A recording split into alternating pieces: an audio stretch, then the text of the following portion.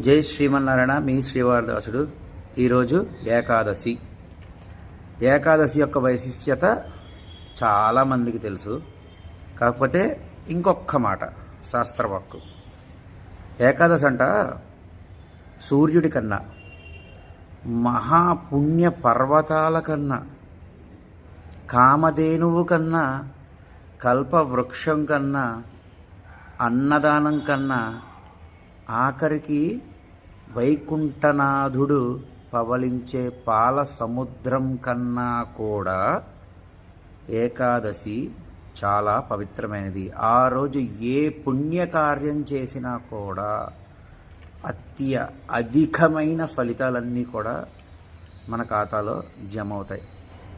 జై శ్రీమన్నారాయణ. అందరూ పాటిస్తారు అని చెప్పేసి ఆశిస్తున్నాను. వీలైతే సబ్స్క్రైబ్ చేయండి, పోయేదే ఉంది.